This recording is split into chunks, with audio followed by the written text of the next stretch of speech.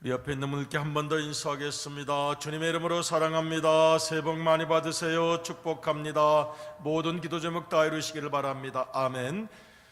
이 한 주간 헌신자의 사명을 생각하면서 헬라 원어를 통해서 함께 은혜와 교훈을 얻고 있는 가운데 있습니다.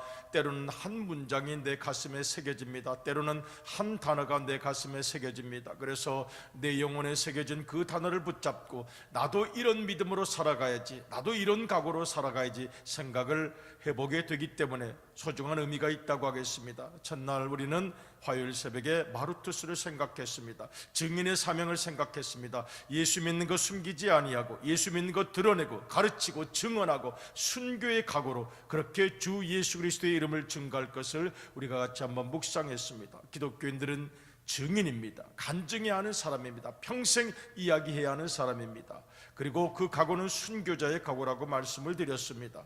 그 순교자들의 각오를 가지고 주님의 사랑을 끊임없이 증거하는 사명, 피를 흘리고 목숨을 들이면 그것은 적색 순교자가 됩니다. 그러나 생활 속에서 순교하는 마음으로 살아간다면 백색 순교자. 오 주님, 우리도 마르투스 순교자의 각오로 증인이 되게 하소서.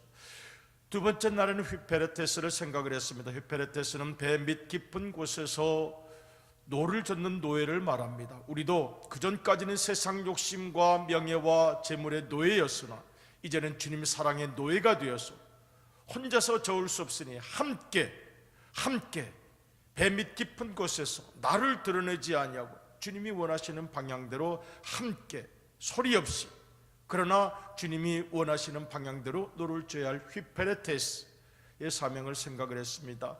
어제는 우리 오이코노모스에 대해서 생각을 했습니다. 청지기입니다. 청지기라는 것은 내가 가진 생명, 내가 가진 돈 더 이상 내 거야 내 거다 라고 말하지 아니하고 다 주님의 것입니다라고 말하는 대단한 내적 혁명과 개혁을 거치는 것을 우리가 함께 생각을 했습니다.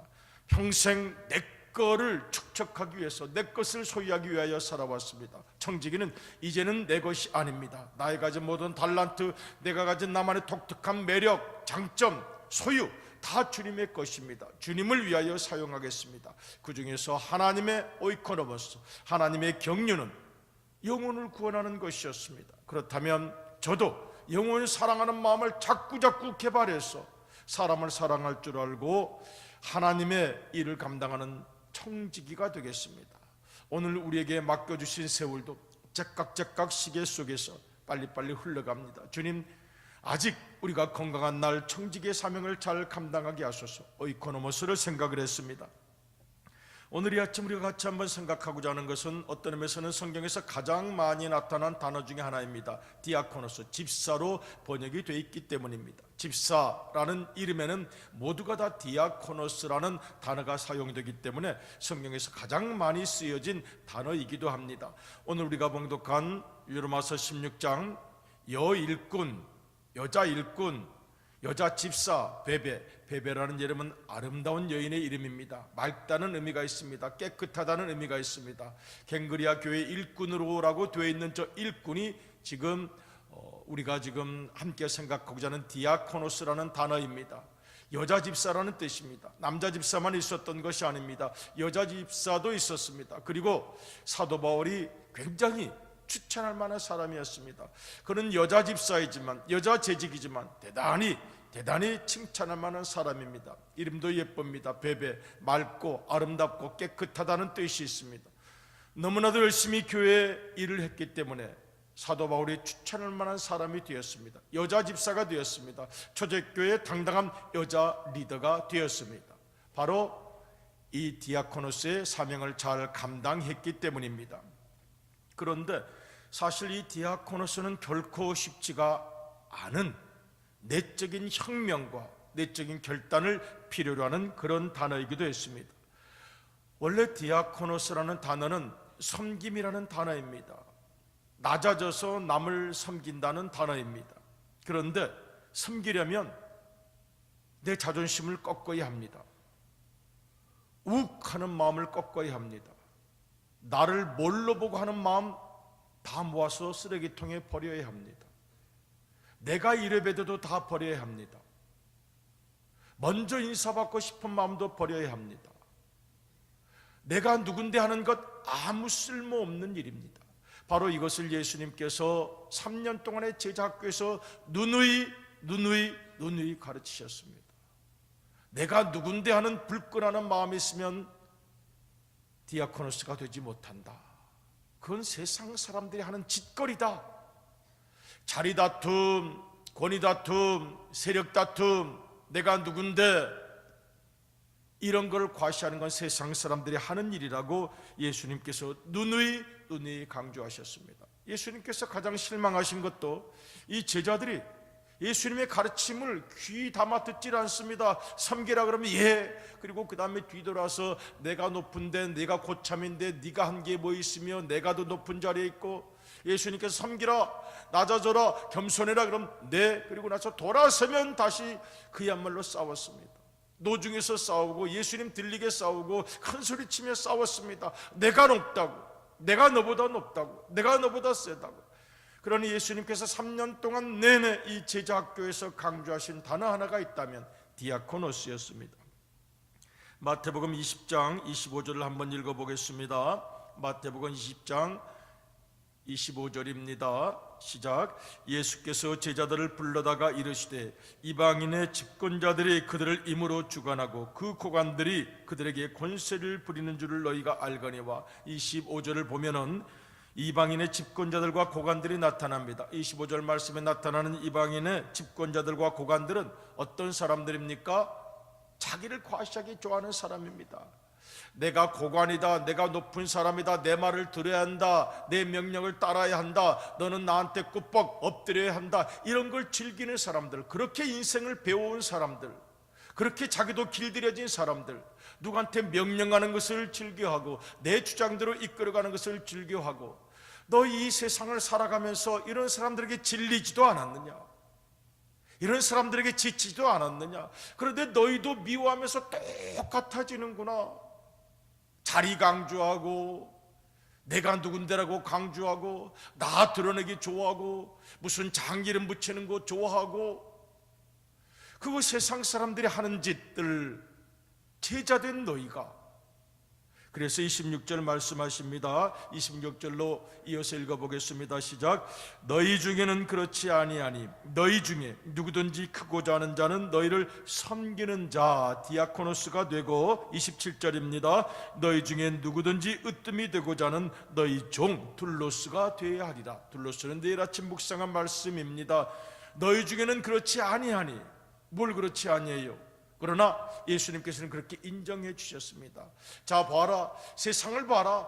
다 높아지기 원한다, 자기 과시하기 원한다, 잘난 척하기 원한다, 대접해달라고 그런다, 경쟁하고 견제하고 누가 나보다 높아질까 봐 벌벌 떨며 살아간다. 그렇게 살아가는 이 세상 보면서도 너희도 그렇게 살아야 되겠느냐?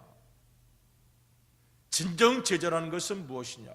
그래서 디아코노스가 되라고 하는 말씀이 마태복음에 여러 번 나타납니다. 마가복음에 여러 번 나타납니다. 예수님께서 말씀하십니다. 나도 섬기러 왔지 않느냐? 예수님 스스로 말씀하시기를 인자라고 말씀하십니다. 인자가 아니시죠. 예수님은 신자, 하나님의 아들이십니다. 그런데 늘 나 사람의 아들로 와서 하나님인데 머리 숙여 섬긴다, 무릎 꿇어 섬긴다, 낮아져서 섬긴다, 종처럼 섬긴다. 못난 것들, 아무것도 아닌 것들, 별 볼일도 없는 것들, 세상 사람들이 무시하는 그 영혼들을 위하여 머리를 숙이고 섬기는데 너희들은 왜 그렇게 하지 못하겠느냐라고 가르칩니다. 예수님께서 평생 우리 마태복음, 마가복음 계속 똑같은 말이 이어집니다. 디아코노스, 섬기는 자로 살라고요. 우리가 그것이 쉽지가 않습니다. 제자들도 예수님 말씀 듣고 예수님 뜻대로 살기를 원하면서도 돌아서면 다시 싸우고 다투고 언쟁이 벌어지고 다툼이 일어났습니다. 마태복음 20장 28절을 같이 한번 읽어보겠습니다. 지금 화면에 나와 있는 말씀 시작. 인자가 온 것은 섬김을 받으려 함이 아니라 도리어 섬기려 하고 자기 목숨을 많은 사람의 대속물로 주려 함이니라. 아멘. 섬김을 받으려 함이 아니요 오히려 섬기려 왔다라고 말씀하십니다. 교회도 집단이라서 자기도 모르는 권위주의가 생겨납니다. 저부터가 그런 병에서 해방되기가 쉽지 않았습니다. 저도 어린 시절 목사가 되다 보니까 혹시 무시당할까 봐 발발 떨었던 기억이 납니다. 그런 것만 내려놔서도 조금 예수님 많이 더 닮아갔을 텐데 말만 그렇지 혹시 나이 어리다고 무시당할까 봐, 이렇다고 무시당할까 봐, 저렇다고 무시당할까 봐 벌벌벌 떨면서 언제든지 싸울 준비가 되어 있고 언제든지 화를 낼 준비가 되어 있었으니 섬김이 무슨 섬김이겠습니까? 우리가 세상을 살아가는 날 동안 늘 그런 것들에 시달리면서 예민해져서 살아갑니다. 제가 조금만 더 이 섬김을 알았다면 좀 더 낮아질 수 있었을 텐데요. 고개가 좀 더 많이 숙여질 수 있었을 텐데 그게 뭐라고 세월이 들어가면서 조금 철이 들어가는 것 중에 하나입니다. 마가복음 9장 35절을 한번 읽어보겠습니다. 마가복음 9장 35절 같이 한번 읽어보겠습니다. 시작. 예수께서 앉으사 12 제자를 불러서 이르시되 누구든지 첫째가 되고자 하면 무사람의 끝이 되며 무사람을 섬기는 자 디아코노스가 되어야 하리라 하시고,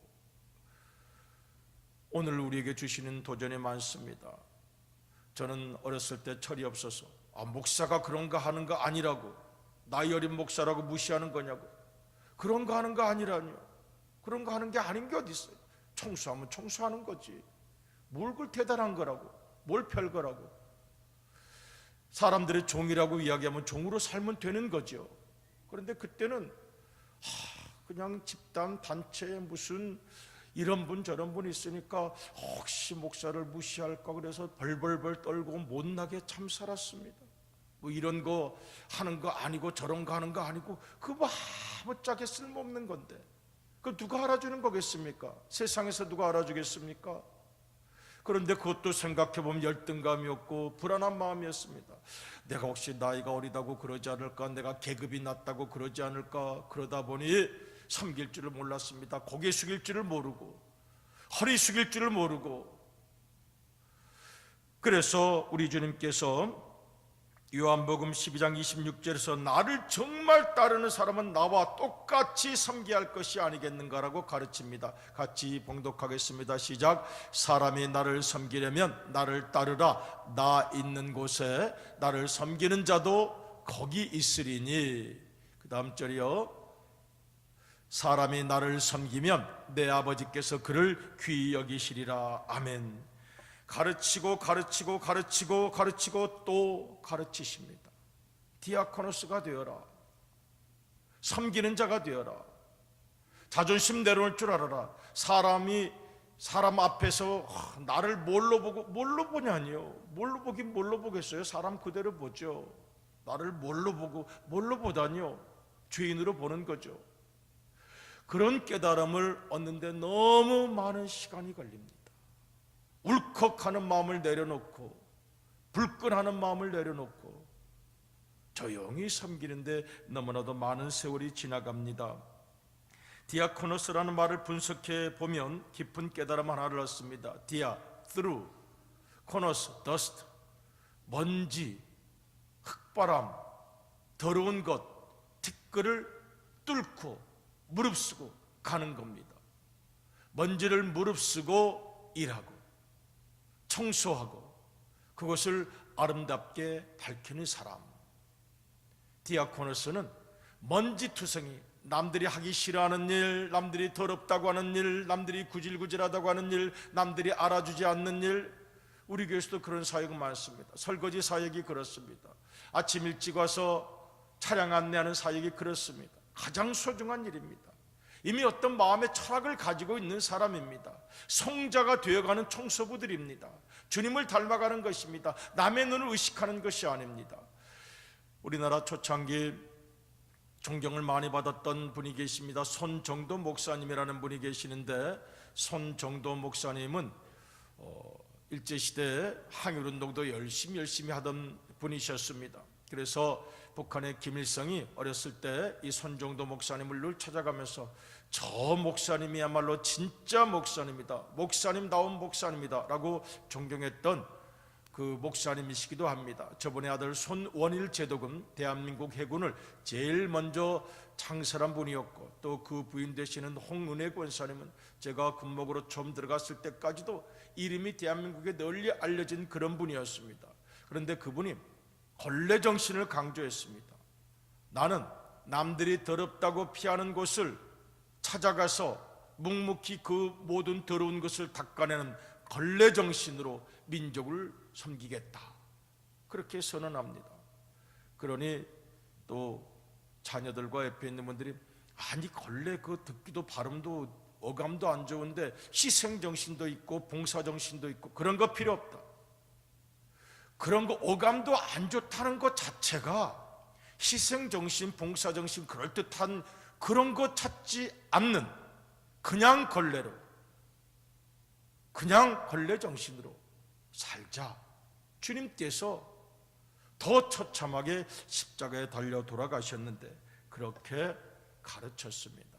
그러나 그들은, 본인들은 걸레 정신으로 살았으나 나라와 민족을 구원한 분들이 되었던 것입니다. 베드로전서 4장 9절 한번 읽어보겠습니다. 시작. 서로 대접하기를 원망 없이 하고, 원망이라는 말은 우리 구절을 생각하면 섭섭함이 생긴다는 것입니다. 섭섭함이 생기는 것은 아직 내 자아가 남아있기 때문입니다. 서로 대접하기를 원망 없이 하고, 내가 목이 빳빳한 채로 그렇게 남을 지시하고 군림하려고 하면 섭섭함이 생기고 원망이 생깁니다. 그래서 서로 대접하기를, 섬기기를 원망 없이 하고, 10절을 같이 읽어보겠습니다. 베드로전서 4장 10절입니다. 시작. 각양 은사를 받은 대로 하나님의 여러 가지 은혜를 맡은 선한 청지기같이 서로 봉사하라. 아멘. 낮아지면 영혼이 자유로워집니다. 남의 눈 무시당할까봐 내가 높아져야 할 텐데, 내 목소리가 내가 얼마나 오래됐는데, 내가 얼마나 높은데, 이런 건 내려놓으면 영혼이 자유로워집니다. 자유로워지면 마음이 평안해지고, 마음이 평안해지면 미소가 생깁니다. 미소가 생기면 자유로워집니다. 그런 건 내려놓으면 자유로워집니다. 그리고 영혼 깊은 곳 속에 상대방에 대한 경외가 생깁니다. 저분은 진짜 예수꾼이구나, 디아코노스. 저분은 진짜 재직이로구나, 디아코노스. 저분은 진짜 집사로구나, 디아코노스. 저분은 진짜 일꾼이로구나. 2018 올 한 해 새로운 마음으로 출발하는 이 금요일 새벽, 디아코노스, 정말 나를 내려놓고 섬기는 자 되게 하소서. 이 결심으로 올 한 해를 밝히시고 맑히시는 아름다웠던 여인 베베처럼 올 한 해 빛나는 생애가 되시기를 주님의 이름으로 축복합니다. 아멘. 우리 옆에 있는 분들 한번 축복하실까요? 오늘 하루도 승리하시기를 바랍니다. 감사합니다. 이 아침 같이 기도드리시겠습니다. 지금 우리 신영숙 권사님께서